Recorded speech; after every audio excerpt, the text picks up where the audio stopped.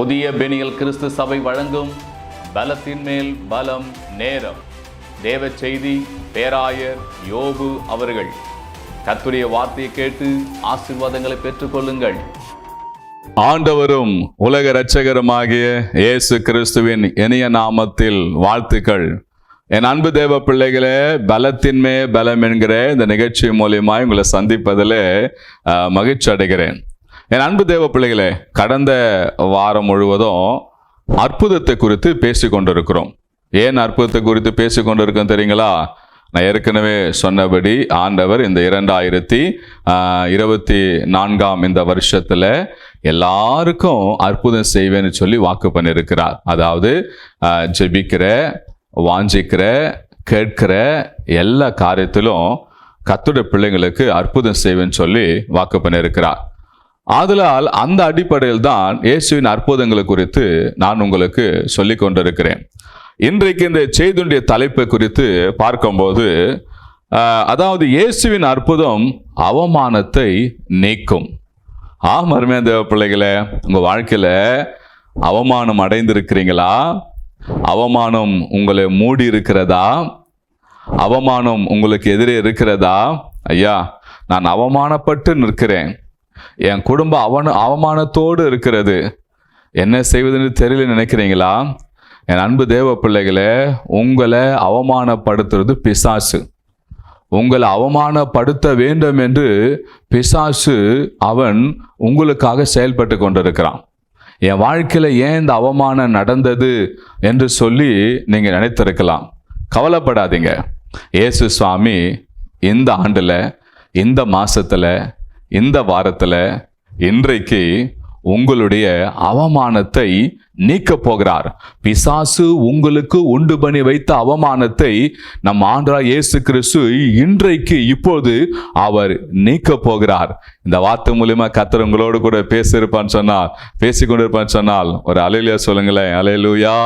என் அன்பு தேவ பிள்ளைகளே, ஆண்டவர் இன்றைக்கு உங்களுடைய அவமானத்தை நீக்க போகிறார். கர்த்தர் படைத்த தம்முடைய ஜனங்களை அவமானப்படுத்துறது தான் பிசாசுடைய வேலை. ஆனால் ஆண்டவர் அந்த அவமானத்தை நீக்கி விடுகிறார். இந்த ஆண்டுல ஆண்டவர் உன் குடும்பத்தில் இருக்கிற அவமானத்தை, உன் வாழ்க்கையில் இருக்கிற அவமானத்தை ஆண்டவர் நீக்க போகிறார். கர்த்தர் நாமத்துக்கு மகிமை உண்டாவதாக. பாருங்க, இன்றைக்கு இந்த செய்தியின் தலைப்பு நான் சொல்லிட்டேன். இயேசுவின் அற்புதம் அவமானத்தை நீக்கும். உனக்கு ஒரு அற்புதம் செய்து உனக்கு இருக்கிற அவமானத்தை தேவன் நீக்க போகிறார். கர்த்தர் நாமத்துக்கு ஸ்தோத்திரம். எதிலே நீ அவமானப்பட்டு நிற்கிறாயோ அதிலே என் இயேசு உனக்கு அற்புதம் செய்து உன்னுடைய அவமானத்தை அவன் நீக்க போகிறார். கர்த்தர் நாமத்துக்கு மகிமை உண்டாவதாக. பாருங்க, மார்க் எழுதின சுவிசேஷம் 9ஆம் அதிகாரம் 17வது வசனத்திலிருந்து 27வது வசனம் வரைக்கும் 10 வசனத்தை நான் வாசிக்கிறேன், கவனமா கேளுங்க. அப்போது ஜனக்கூட்டத்தில் ஒருவன் அவரை நோக்கி, போதகரே, ஓமையான ஒரு ஆவி பிடித்த என் மகனை உம்மிடத்தில் கொண்டு வந்தேன். அது அவனை எங்கே பிடித்தாலும் அங்கே அவனை அலைக்கழிக்கிறது. அப்போது அவன் நுரை தள்ளி பல்லை கடித்து சோர்ந்து போகிறான். அதை துரத்தி விடும்படி உம்முடைய சீஷத்தில் கேட்டேன், அவர்களால் கூடாமல் போயிற்று என்றான். அவர் பிரத்யுத்தரமாக, விசுவாசமில்லாத சந்ததியை, எது வரைக்கும் நான் உங்களோடு இருப்பேன்? எது வரைக்கும் உங்களிடத்தில் பொறுமையா இருப்பேன்? அவனை என்னிடத்தில் கொண்டு வாருங்கள் என்றார். அவனை அவரிடத்தில் கொண்டு வந்தார்கள். அவரை கண்டவுடனே அந்த ஆவி அவனை அலைக்கழித்தது. அவன் தரையில விழுந்து நுரை தள்ளி புரண்டான். அவர் அவனுடைய தகப்பனை நோக்கி, இது இவனுக்கு உண்டாகி எவ்வளவு காலமாயிற்று என்று கேட்டார். அதற்கு அவன், சிறு வயது முதற்கொண்டே உண்டாயிருக்கிறது. இவனை கொல்லும்படிக்கு அது அநேக நேரம் தீயிலும் தண்ணீரிலும் தள்ளிட்டு, நீர் ஏதாவது செய்யக்கூடுமானால் எங்கள் மேல் மனதிருகி எங்களுக்கு உதவி செய்ய வேண்டும் என்றான். இயேசு அவனை நோக்கி, நீ விசுவாசிக்க கூடுமானால் ஆகும், விசுவாசிக்கிறவனுக்கு எல்லாம் கூடும் என்றார். உடனே பிள்ளையின் தகப்பன், விசுவாசிக்கிற ஆண்டவரே, என் அவிசுவாசம் நீங்கும்படி உதவி செய்யும் என்று கண்ணீரோடு சத்தமிட்டு சொன்னான். அப்போது ஜனங்கள் கூட்டமாய் ஓடுவதை இயேசு கண்டு அந்த அசுத்தாவை நோக்கி, ஊமையும் செவிடுமான ஆவியே, இவனை விட்டு புறப்பட்டு போ, இனி இவனுக்குள் போகாது என்று நான் உனக்கு கட்டளையிடுகிறேன் என்று அதை அதட்டினார். அப்போது அது சத்தமிட்டு அவனை மிகவும் அலக்கழித்து புறப்பட்டு போயிற்று. அவன் செத்து போனான் என்று அநேகர் சொல்லத்தக்கதாக செத்தவன் போல் கிடந்தான். இயேசு அவன் கையை பிடித்து அவனை தூக்கினார். உடனே அவன் எழுந்திருந்தான். என் அன்பு தேவ பிள்ளைகளே, இந்த வார்த்தையை பாருங்க. இங்க ஒரு மனுஷன் இயேசுவிடத்தில் ஓடி வந்து சத்தமிட்டு, ஆண்டவரே என் மகனை குணமாக்கும் என்று சொல்லி அவன் கண்ணீரோடு இயேசுவின் பாதத்தில் விழுந்து அவன் ஜெபித்தாங்க. அவன் சொல்ற, ஆண்டவரே ஒரு ஆவி என் மகனை பிடிக்கிறது, அவனை எங்க பிடிக்கிறதோ அங்கே அவனை தள்ளி நுரை தள்ளி அலைக்கழித்து கசைக்கு பின்பு அவனை விட்டு போகிறது என்று சொல்லி கேட்டபோது, அது மாத்திரமல்ல சொல்றாங்க, உம்முடைய சீஷர்கள் கொண்டு வந்த உம்முடைய சீஷர்கள் அது கூடாம போயிட்டு என்று சொன்ன உடனே ஆண்டவர் சீஷர்களை கடிந்து கொண்டு பின்பு அவனை கொண்டு வா என்று சொன்ன உடனே அவனை கொண்டு வராரு. பாருங்க, அந்த ஆவியின் பேரு ஊமையும் செவிட்டுமான ஆவி. அதுக்கு இன்னொரு பேரும் கூட உண்டு. மத்தேயு சுவிசேஷம் 17ஆம் அதிகாரம் 15ஆம் வசனத்துல அந்த ஆவியின் பெயர், அந்த பிசாசின் பெயர் சந்திரோகி பிசாசு. அதாவது நம்ம ஊர் சொல்லுவாங்க காக்கா வலிப்பு அப்படின்னு சொல்லுவாங்க.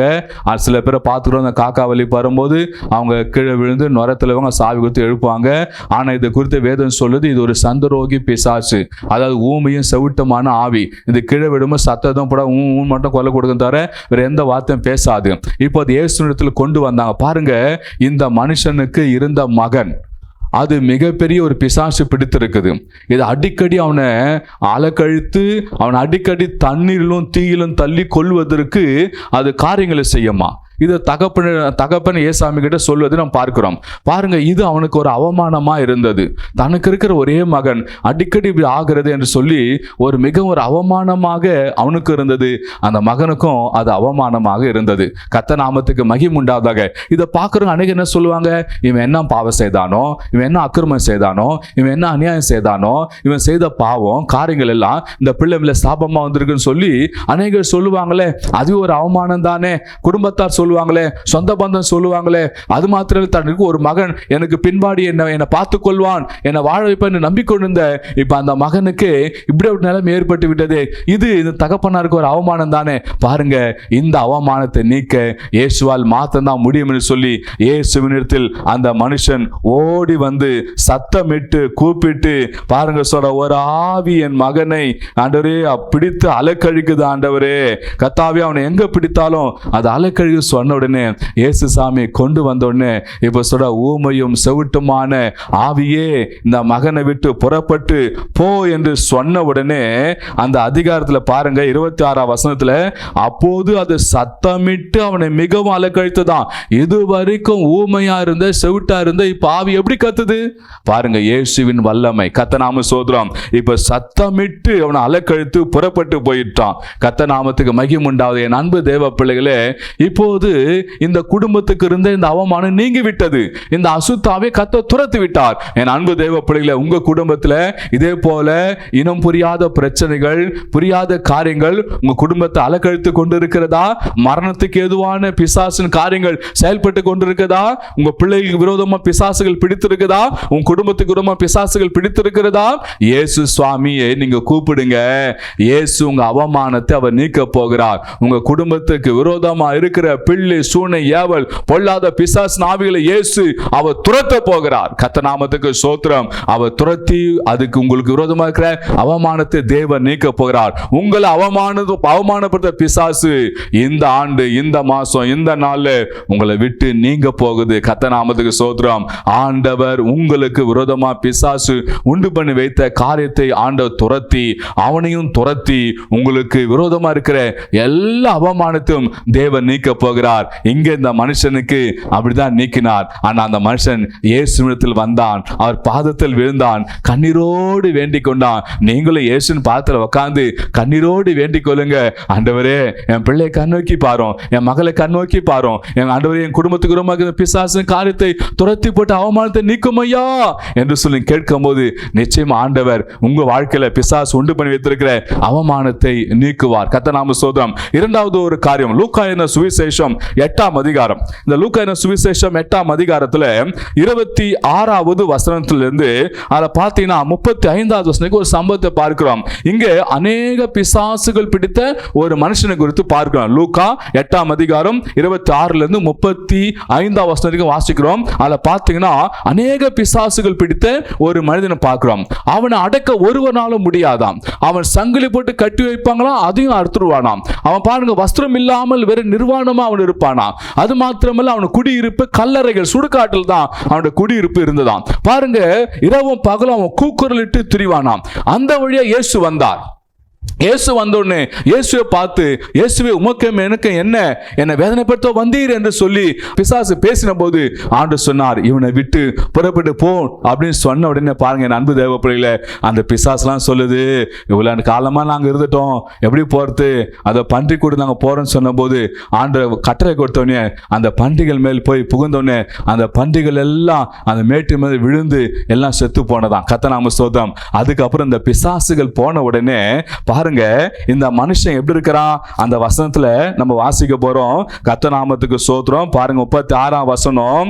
பிசாசுகள் பிடித்திருந்தவன் சொஸ்தமாக்கப்பட்டதை கண்டவர்களும் அதை அவர்களுக்கு அறிவித்தார்கள். பாருங்க 35 வாசிகள். அப்போது சம்பவித்ததை பார்க்கும்படி ஜனங்கள் புறப்பட்டு இயேசுவில் வந்து, பிசாசுகள் விட்டு போன மனுஷன் வஸ்திரம் தரித்து இயேசுவின் பாதத்து அருகே உட்கார்ந்து புத்தி தெளிந்திருக்கதை கண்டு பயந்தார்கள். பாருங்க, வஸ்திரம் தரித்து இயேசுவின் பாதத்தில் அவன் புத்தி தெளிந்தவனா இருந்தானாம். அப்போ இந்த பிசாசு பிடித்திருந்த இவனை பிசாசு ஒவ்வொரு நாளும் இவனை அவமானப்படுத்தி வைத்தது. பாருங்க, வஸ்திரமே இல்லையாங்க, அப்படியே நிர்வாணமாவே ஓடுவானா, ஓடிடுவான். யாரு போய் காப்பாற்ற முடியும், யாரு போய் தொட முடியும், யாரும் கிட்ட நெருங்க முடியாது. பிசாசு அவமானப்படுத்துகிறவன். இந்த மனுஷன், இந்த வாலிபனை பிசாசு வஸ்திரம் இல்லாமல் அவமானப்படுத்தி வைத்திருந்தது. இந்த வார்த்தை கேட்டுக்கொண்டு என் அன்பு தேவ பிள்ளைகளை, உங்க குடும்பத்துல, உங்க வாழ்க்கையில இது போல பிசாசு உங்களை அவமானப்படுத்தி வைத்திருக்குதா, அவமானப்படுத்துற காரியங்கள் இருக்கிறதா, நீங்கள் இயேசுவிடத்தில் சொல்லுங்க, ஏசப்பா எங்களை அடிக்கடி அவமானப்படுத்துற இந்த காரியத்திலிருந்து எங்களை விடுவீங்கப்பா, எங்களுக்கு அற்புதம் செய்யுங்கப்பா என்று சொல்லுங்க. இயேசு சுவாமியே நேரடியாக அவர் உங்களோடு கூட வருவார். பாருங்க, இந்த மனுஷனுக்காக யாரும் போய் ரெக்கமெண்ட் பண்ணல. இந்த மனுஷனுக்கு புத்தியும் கிடையாது, தெளிவும் கிடையாது. இவன் எப்படி இயேசு கிட்ட போவான்? ஆனா இயேசுவே தேடி வந்தார். என் அன்பு தேவ பிள்ளைகளே, உங்க வாழ்க்கையில அவமானம் மிகவும் தலைவிரித்து ஆடுதா, அவமானம் இருக்குதா, என்னால எனக்கு வாழவே விருப்பம் இல்லை, செத்து போயிடலாம் என்று சொல்லி எண்ணிக்கொண்டிருக்கீங்களா? இயேசு உனக்காக வரப்போகிறார். இந்த லேகியோன் பிசாசு பிடித்த, அநேக பிசாசுகள் பிடித்த இந்த மனுஷன் தேடி இயேசு வந்தார். அவனுக்காக ரெக்கமெண்ட் பண்ணவோ ஜெபிக்க யாருமே இங்க இல்லை. அவனுக்கும் தெரியாது, அவனுக்கும் புத்தி இல்லாதனா தான் இருக்கிறான்.